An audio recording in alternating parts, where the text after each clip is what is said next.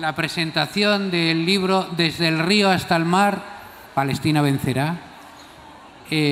Título de la exposición de originales de cómic que este año hemos tenido. No sé si habrá libros para todos, espero que sí. No os llevéis más de uno cada uno. Ya sabéis, no vale decir mi prima en Cuenca lo va a querer muchísimo, porque tu prima en Cuenca se va a quedar sin él. Salvo Mariano Sánchez Soler, que tiene 3. No sé por qué extraña situación de la vida, y que espero que esté aquí, porque si no tampoco se los vamos a guardar. En 3 minutos habrá sido todo colocado y Norman Fernández, supongo, presentará a los presentadores y artistas. Como siempre os decimos, una vez que empiece la charla, seguimos comprendiendo vuestro entusiasmo. Ahora no os vamos a dar los libros, hasta que no tenéis que aguantar toda la chapa que os vamos a dar, que esto no sale gratis. No tiene precio, pero no sale gratis. Que todos los que estén para que le firmen Paco o Leonardo sus libros, procurad expresarle vuestro entusiasmo en el tono más bajito posible para que todos nos podamos entender.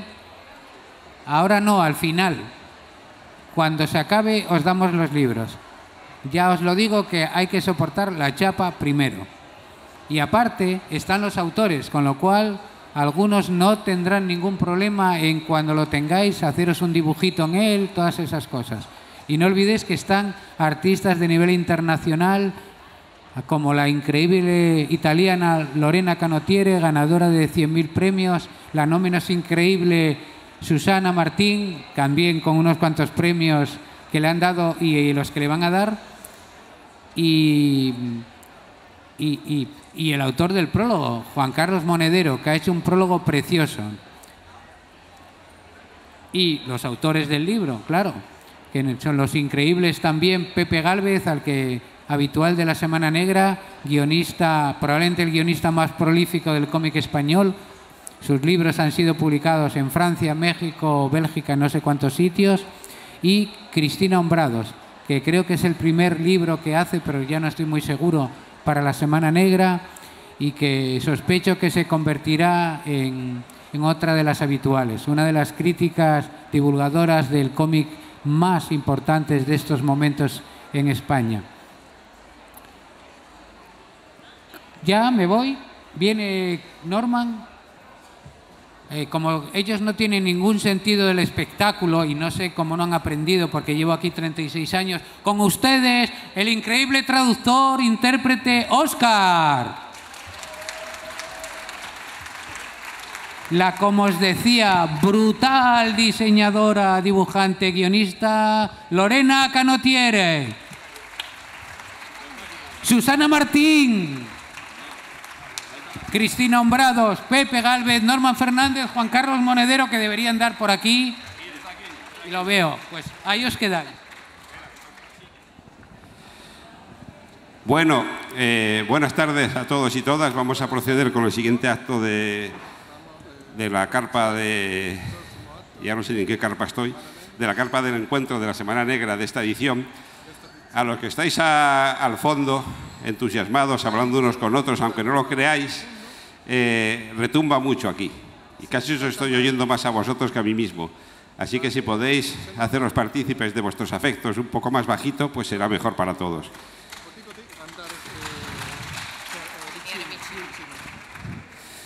Bueno, como os decía, vamos con el siguiente acto, que es la entrega del libro catálogo Desde el río hasta el mar, Palestina en viñetas. Ya sabéis, quienes seáis más semaneros y llevéis más años viniendo, que la Semana Negra hacemos libros y los entregamos a la gente gratuitamente. Y muchos de los libros son catálogos de las exposiciones que estamos haciendo, que suelen ir acompañados con un componente teórico, un fuerte cuerpo teórico sobre el tema que se está hablando, ¿no? En este caso la expo, supongo que la habréis visto todos, está colgada a 2 carpas de acá. Trata, como su sobrenombre indica, Palestina en viñetas, que no es otra cosa que cómo el mundo de la historieta está tratando a lo que está sucediendo en Palestina, y no solo a lo que está sucediendo en Palestina, sino a lo que lleva 7 décadas sucediendo en Palestina, o 8 décadas, ya perdí la cuenta cuántas son. No creo que haga falta ninguna explicación de por qué hemos hecho esta exposición. Tal vez en un ejercicio de reflexión ya interno debamos preguntarnos que por qué no la hemos hecho antes. Pero bueno, eso quedará para la parte de la autocrítica y cuando proceda pues la haremos. Nosotros la idea que teníamos a la hora de realizar la exposición fue que tuviera un abanico de posibilidades, por así decirlo, un abanico de muestras, ¿no? Queríamos distintos estilos gráficos, queríamos gente de distintos países y queríamos, eso llegaremos un poco más tarde, la presencia de autores o autoras palestinas. Porque, bueno, hay una parte que es la visión que se da desde aquí, pero también queríamos conocer la visión que se da desde allá, con las dificultades que eso acarrea.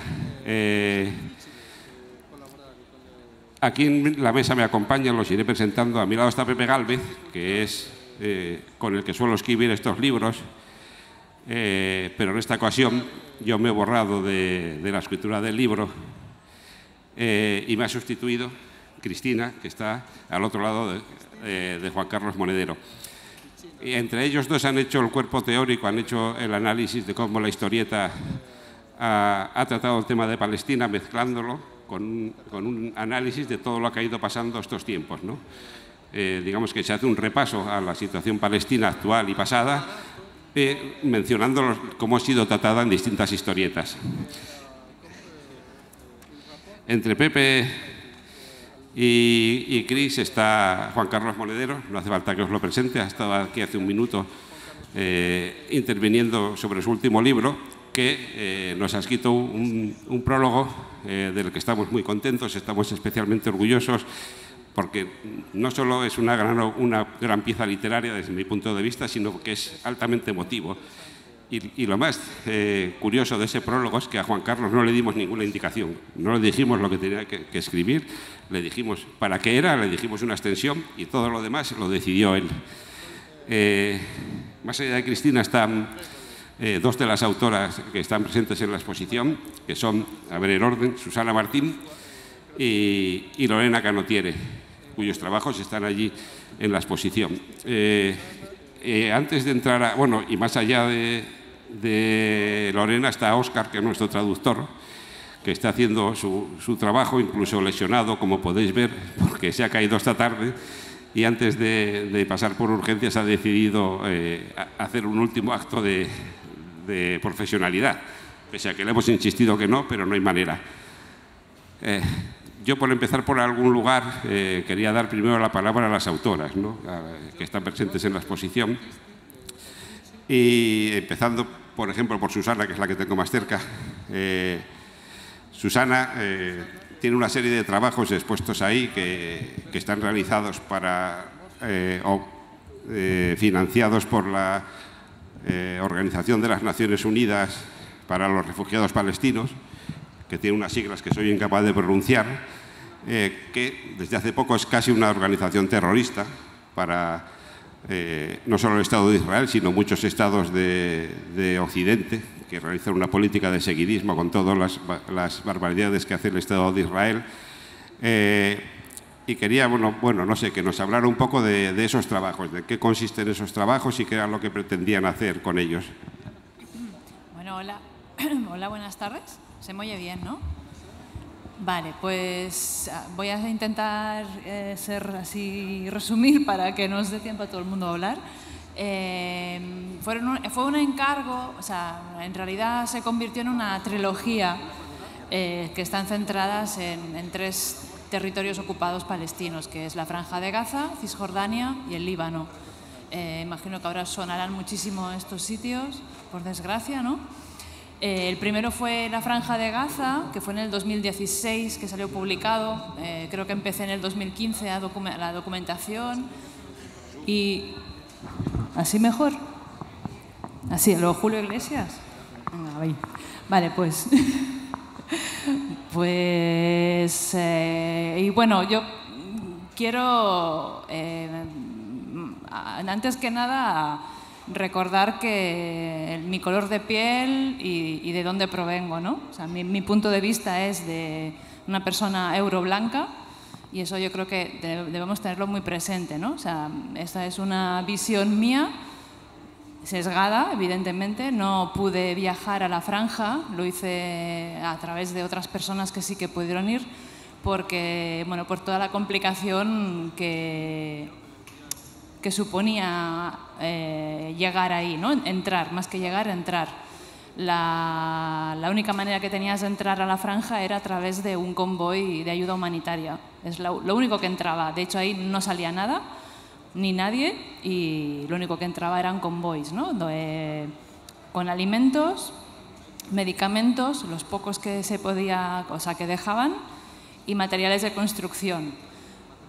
Insisto también en lo de materiales de construcción, que es algo que me llamó la atención, porque cuando una de las muchos de los bulos que también se han dicho, ¿no? Estos días, estos meses, más que días, que si también Gaza también había contrarrestado el ataque, ¿no? Que también se habían defendido y tal. Bueno, pues tenéis que pensar que no tienen ni para reconstruir las casas, los edificios que constantemente habían sufrido muchísimo antes, cada tantos años, ¿no? Sufrían un ataque pues con misiles, o sea, cada 2 por 3 estaban siempre, pues recibían algún disparo o algún ataque o alguna ofensiva militar, ¿no? Pero pasa que ahora, los últimos meses sí que está siendo como mucho más evidente y ha saltado ya a los medios, ¿no? Y bueno, y el punto de vista, aparte de ser de persona blanca europea, también es feminista. O sea, y con eso quiero decir que las mujeres, personajes femeninos retratados en estos 3 cómics parten de una resiliencia, que eso también lo quiero destacar, porque el pueblo palestino ante todo es resiliente por haber estado soportando desde el año 48 esta agresión, ¿no? Esta violencia sistemática. Y no sé si con esto paso palabra ya. No, lo que quieras. Como somos el último acto de esta charla, podemos alargarlo horas y horas para que estén ahí esperando por el catálogo y quieran matarnos. Siguiendo con las creadoras presentes en la exposición, tenemos a Lorena Canotiere. Lorena es una vieja conocida de la Semana Negra. Nos hizo el cartel del año 2020, el año de la pandemia, por si se os había olvidado. Y además en aquel año cogió un coche, en aquel año no había vuelos ni viajes entre países, cogió un coche desde Turín y se plantó aquí para asistir a la Semana Negra. Desde entonces, evidentemente, es una de nuestras autoras favoritas y tendrá nuestras puertas abiertas para siempre. Este año, hablando con ella, yo conocía que tenía una historia corta sobre Palestina y le mencioné si tenía algo más hecho, ¿no? Y entonces ella dijo que no, pero que iba a hacer una historieta específicamente para esta exposición. Esas son las 2 historietas que están en la exposición y son las 2 historietas que están en el catálogo, porque además nos envió los textos, Óscar los tradujo y ella los ha rotulado en castellano para que todo el mundo los pueda leer. Y quería que nos hablara un poco de esas 2 historietas y de la protagonista que comparten, que se llama Manal.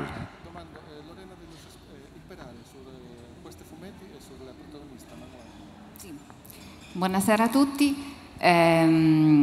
Io ho scritto questo fumetto partecipando ad un progetto di un'associazione ambientalista internazionale.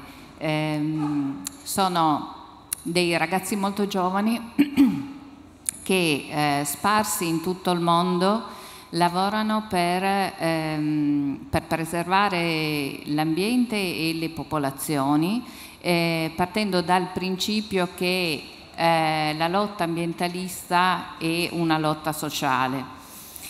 Abbiamo incontrato, non personalmente perché il lavoro è stato fatto durante la pandemia, abbiamo intervistato 4 attivisti di questa rete, 4 attivisti in diversi paesi, Manal in Palestina, Yara in Israele, poi c'erano Cipro, Grecia e Italia.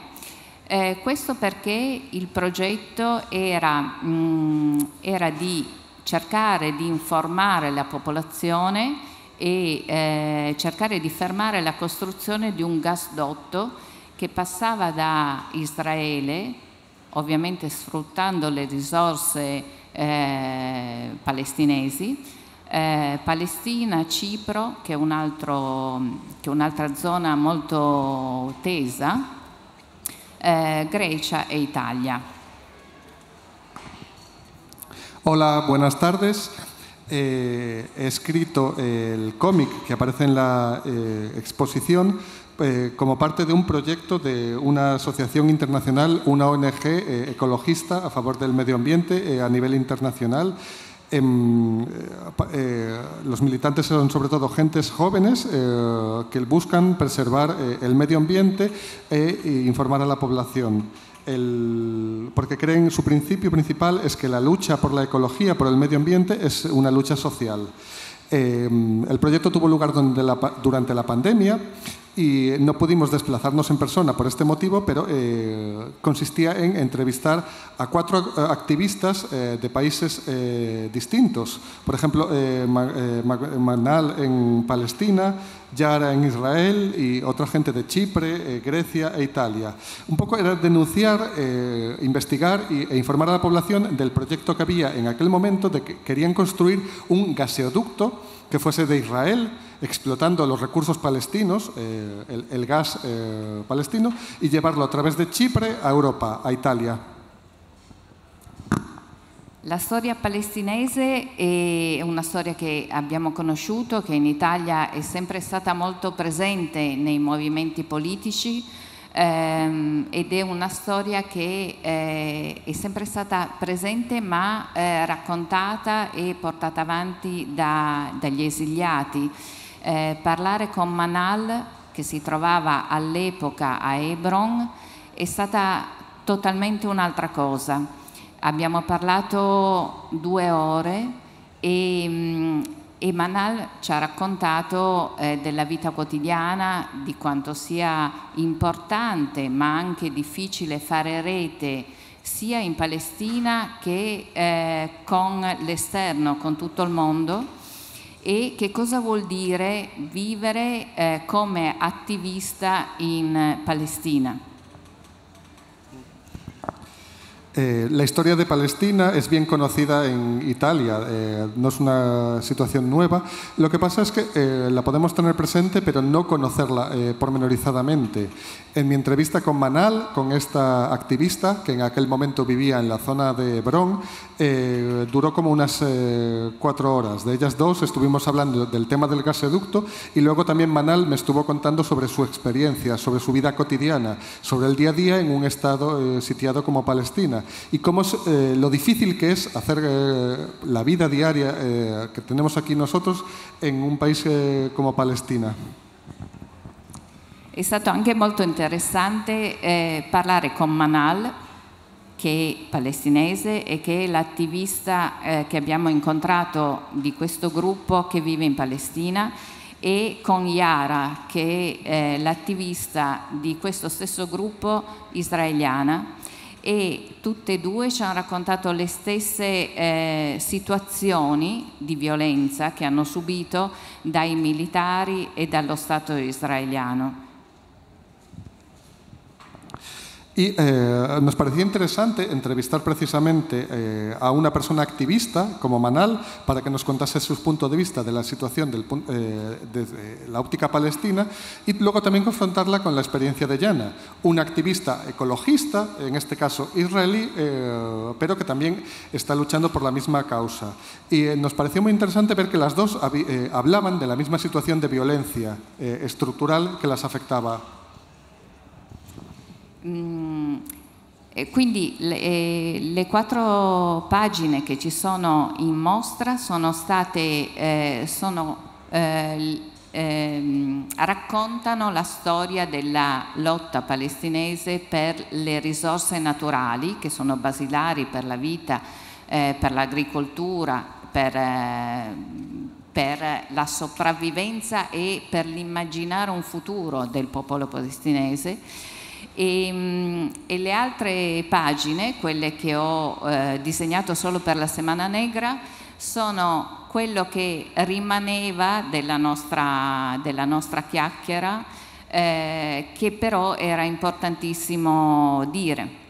Mi è piaciuto disegnare ancora Manal e spero che in qualche modo lei riuscirà in un futuro a vedere questo fumetto. Siamo tutti molto preoccupati perché non abbiamo più sue notizie.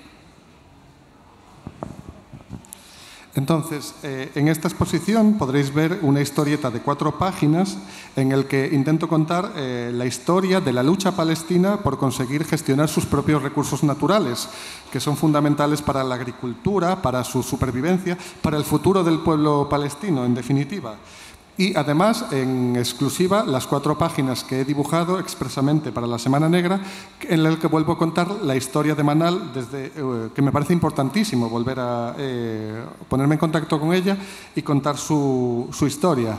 Espero que en un futuro no muy lejano poder ponerme en contacto con ella, enseñarle el cómic, que lo vea y que le guste. La verdad es que estoy preocupada porque hemos perdido el contacto, no tenemos noticias de ella. Gracias.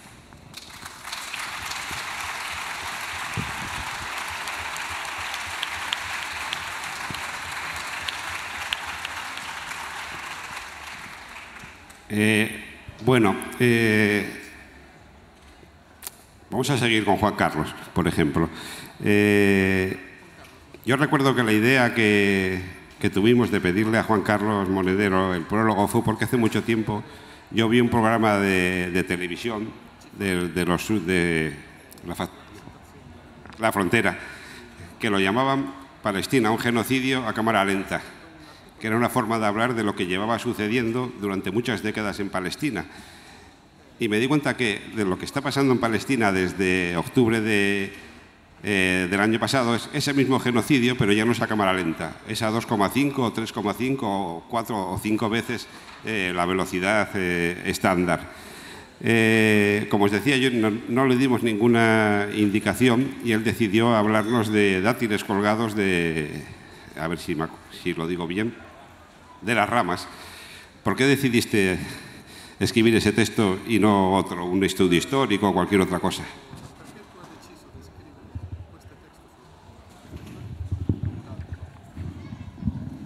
A mí me produce mucho dolor lo que está pasando.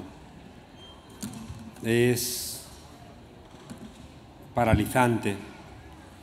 Entonces, yo lo que puedo compartiros es leer un trozo del prólogo. Porque me pasa como cuando veo películas de la Segunda República, que me entra una tristeza que me apabulla y me paraliza. Lo he llamado dátiles colgando de las ramas y empieza diciendo: cuando Gaza se convirtió en un centro de exterminio, un anciano roto sentado en la puerta de su destrozada casa miraba los campos devastados. Aunque intentaba ver el horizonte, le regresaba la imagen de sus nietos y la memoria se convertía en una trampa. Con la mirada extraviada se le llenaron los ojos del polvo que cubría los dátiles. Después cuento la historia de gente que pudo ser y no fue. De una mujer que inventó una vacuna y se la regaló a la UNESCO. De alguien que corría y llegó a un mundial. De un celebrado pastelero de Jerusalén. De una costurera que ayudaba a que la gente llegara a tiempo a su celebración. De una profesora experta en el Nuevo Testamento y de su pareja, que era experto en el Viejo Testamento. Un periodista árabe y también una persona que recibió el premio al mejor cómic en la ciudad de Angulema. También una madre que veía en su hija en una representación de teatro su propia vida. Y también una primera ministra que había logrado olvidarse de tanto dolor y haber construido la paz. Y termina el prólogo, después de contar esas historias, así, dice: cae tanta noche que el amanecer parece imposible. Nada de todo esto pudo ser. Ni la vacuna milagrosa, ni la carrera veloz, ni la harina tostada, ni el vestido de nube, ni el verso bien traducido e interpretado, ni la crónica certera que abrió el procedimiento, ni la aventura mágica por continentes con ríos que son mares, ni el ejemplo maternal cosido en el tiempo, ni la presidenta que gobernó en paz y cerró la puerta de los odios, incluso de los tan justificados. Se los llevó la bomba de fósforo que les quemó la piel, aunque nadie hiciera famosa una foto como la de Hiroshima, y podía haber casi 40.000 fotos. Se los llevó el misil que disparó un dron sobre una escuela, sobre una universidad, sobre un hospital, sobre una carretera de gente que obedecía por miedo y que huía hacia el sur, sobre una cola del pan, en la fuente donde caían lentas las últimas gotas de agua. Se borraron los registros de sus propiedades, de sus tierras, de sus matrimonios y sus estudios, porque más bombas destruyeron todos los archivos donde reposaba la memoria de ese pueblo. Y si no bastara, quemaron los libros de las universidades y otra vez uniformados armados prendieron fuego a las ideas, a los párrafos, las fórmulas, las metáforas y las narraciones. Prendieron fuego a sus casas, a sus obradores, a sus mercados, a sus templos, sus hospitales, sus universidades, sus escuelas, sus talleres. Anegaron los pozos, secaron la tierra, arrancaron los olivos y robaron sus casas. La máquina excavadora se convirtió en el horno crematorio del siglo XXI y las bombas hicieron el resto. Nabila, que significa aquella que es noble e inteligente, ya no está viva. Ni Samira, la que cuenta historias en las noches. Tampoco Abdel, el justo, ni Dalil, el hombre agradable. No está Reda, que significa satisfacción, no está Zaís, que es abundancia, no está Malik, que es rey. No está vivo Karim, el que es noble y generoso, ni Farid, el único, el incomparable, el sin igual. Falta Maísa, que significa graciosa, Bilal, aquel que satisface la sed, Hakim, que quiere decir sabio, Adib, que significa educado, oculto, Kamal, que invoca belleza o perfección. Le robaron la vida a Moad, que es aquel que está bajo la protección de Dios, y a Adila, que es aquella que es igual o justa. Falta Naim, que significa tranquilidad y que solo tendrá la del polvo que regresa al polvo. Kalila, la buena amiga, no será amiga de nadie. Fátima, la niña destetada, no tendrá más alimento. Haidar, el león, no rugirá. Ahmed, el más fervoroso adorador, no rezará. Habla, la perfectamente formada ha sido destazada.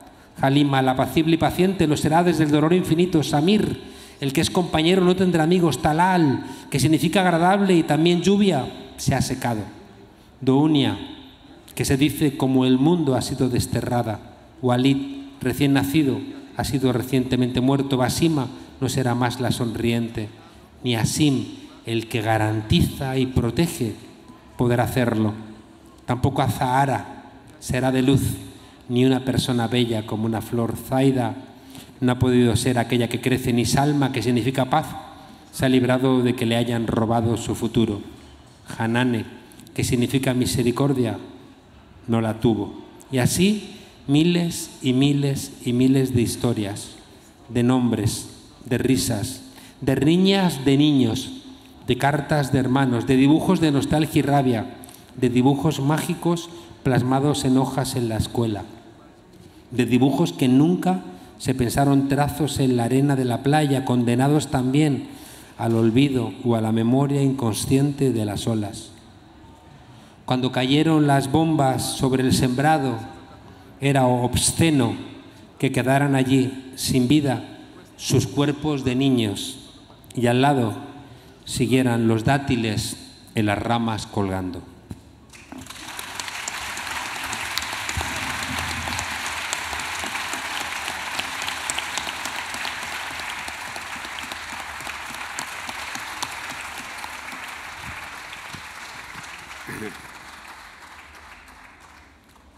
Pues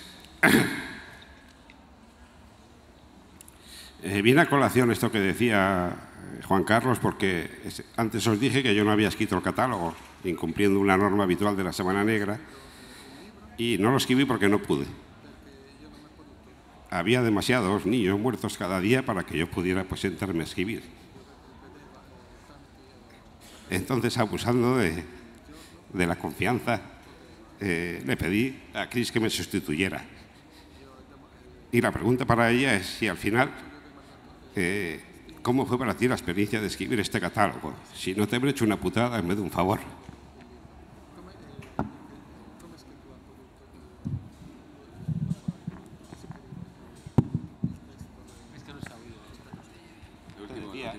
Si no te habré hecho una putada en vez de un favor pidiéndote esto. No. Ya puedes estar bien tranquilo que no ha sido una putada haberme hecho partícipe de la escritura de este catálogo. La verdad que ha sido un aprendizaje, porque si bien es cierto que todos los que estamos aquí conocemos la situación por los medios de comunicación, también es cierto que no la conocemos en toda su magnitud, ¿no? Porque es algo que lleva sucediendo demasiados años, es algo que viene de atrás, es algo que por mucho a lo mejor, bueno, estoy diciendo esto, quizá haya alguien especialista en la sala sobre este conflicto en particular, ¿no? Pero si no, es muy difícil que una persona pueda estar al tanto de todo lo que ha sucedido, ya no desde el 48, sino ya desde el siglo pasado, de todas las tropelías que se han ido cometiendo. Más que nada porque somos seres humanos y acumular tantísimo dolor sería casi insoportable para una persona. Entonces digo que no ha sido, bueno, ha sido un aprendizaje porque ha sido una forma de zambullirme en ello, de ir aprendiendo, de ir tirando del hilo. Como creo que os pasará a muchos de los que estáis aquí. Si sois de aquí, de la zona, ya sabéis que el cómic es un medio fabuloso para explicar, para contar historias, para contar realidades. Desde luego Norman y el resto del equipo se encargan cada año de preparar una exposición temática y de abordar un tema de forma gráfica, ¿no? De forma que se aborda desde las viñetas, de contar diferentes perspectivas sobre una misma realidad. En este caso, lo que hemos tratado de hacer Pepe y yo ha sido recopilar una serie de títulos en viñetas que bien es cierto que no son demasiados, ¿verdad, Pepe? O tantos como pensábamos que se habrían creado, porque, como os decía, es un tema que viene ya desde hace mucho, es un conflicto demasiado extenso. Y bueno, pues hemos cogido todos estos tebeos, los hemos puesto sobre el papel y os hemos ofrecido esos títulos para que vosotros también veáis cómo personas que han ido al territorio o bien por voluntad propia para conocerlo, para ver qué sucedía, o bien personas que encargadas por organizaciones, ¿no? Como fue el caso de Jesús Martín, o de otras personas. Además, curioso porque una parte bastante importante de los títulos que hemos recogido aquí en el catálogo y que hemos visto han sido editados gracias a organizaciones o organismos que están comprometidos con los derechos sociales, o sea, que no vienen de editoriales, por así decirlo, ¿no? Que buscan ese valor comercial de la historia, sino que están orientadas, pues como os decía, hacia el compromiso. Y muchos de ellos, de estos títulos que encontraréis en el catálogo, están incluso a disposición gratuita de las personas, bien en papel o bien de descarga gratuita en Internet, varios de ellos. Dos de los que encontráis, por ejemplo, en la exposición. Entonces, pues no, yo creo que esto ha sido, como os decía, una experiencia que yo creo que puede ser muy útil no solo para las personas que hemos trabajado sobre ello, sino para cualquiera de vosotros para tirar del hilo, porque independientemente de si os encontráis entre estos títulos una historia ficcionada o un reportaje de alguien que ha estado sobre el terreno, lo que os está ofreciendo es una información valiosa, una información que luego podéis seguir tirando del hilo, que os puede llevar a otra cosa, pero que os va a dar información que es una fuente y que en estos tiempos que corren, que tenemos tantísima fuente de información, ¿no? Hay una palabra que me encanta que es la infoxicación, ¿no? Que recibimos tanto que a veces no sabemos de dónde o no sabemos nada, ¿no? Recibimos tanto que al final dejamos de saber. Pues bien, que estos títulos supongan hilos de los que tirar para irnos informando, ir sabiendo y sobre todo formarnos una opinión, ¿no? Que a veces resulta complicado en según qué temas, ¿no? Por la magnitud o por la extensión en el tiempo. Pero bueno, si vamos rebuscando y vamos encontrando esas pistas, ¿no? O vamos hablando con las personas adecuadas o vamos leyendo una serie de títulos, yo creo que podemos formarnos una opinión sin decir aquello de no, es que yo de esto no sé qué decir porque es algo que como viene de largo ya no sé exactamente muy bien. Yo creo que todos sí que podemos opinar y más bien ya no, bueno, cuando se trata de algo ya que toca tan de lleno los derechos humanos, que yo creo que allí es la línea infranqueable, ¿no? Le cedo la palabra a Pepe.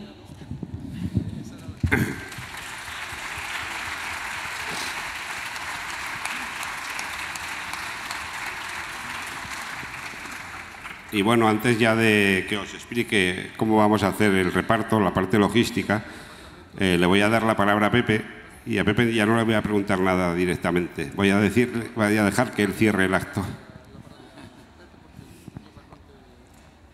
Bueno, la verdad es que...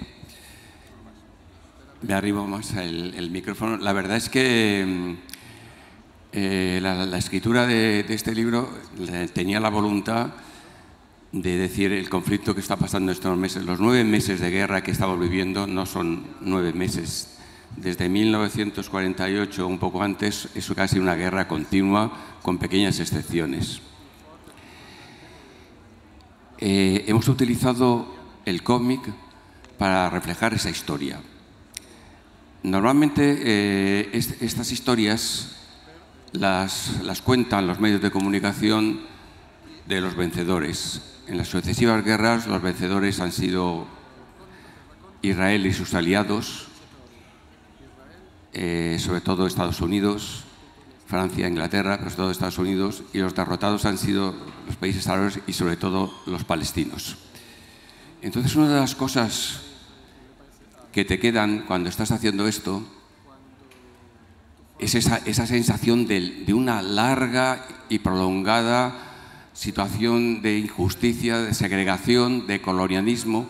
La situación de colonialismo y segregación más larga, más dura, más cruenta que está viviendo la humanidad en la contemporaneidad. Y eso es muy fuerte. Se te mezclan la necesidad de aclarar, de establecer conceptos con lo que te llega a impactar. A Norman le he comentado que tenía la sensación de estar describiendo una especie de espiral en la cual el horror y el dolor cada vez es más amplio y más grande. Si lo leéis, veis que salen nombres como Ariel Sharon, que ya en el 53 arrasó 2 aldeas en Egipto, que es el que provoca las matanzas de Sabra y Shatila, que para algunos de nuestra generación son claves, que es el que provoca la guerra con el tema de las esplanadas de las mezquitas, pero que él es un aprendiz de los que están en este momento realizando el genocidio en Israel.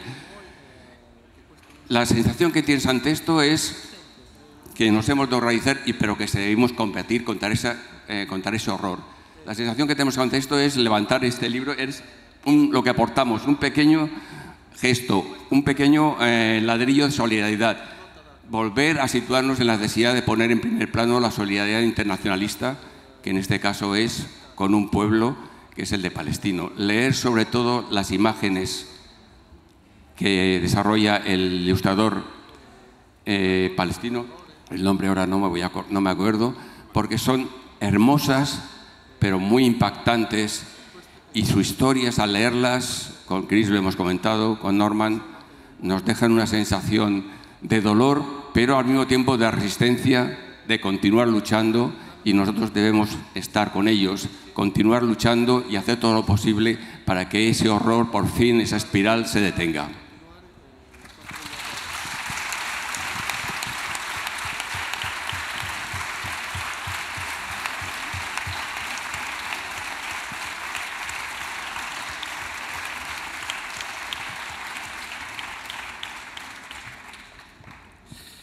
Bueno, ahora vamos con la logística. No os abalancéis, que tenemos aquí 300 ejemplares, yo creo que habrá para todos, y os los vamos a dar nosotros. Vamos a salir de la mesa, los pondremos aquí, os vais acercando y os entregaremos pues esta pequeña aportación que desde aquí hacemos a la lucha del pueblo palestino. Muchas gracias.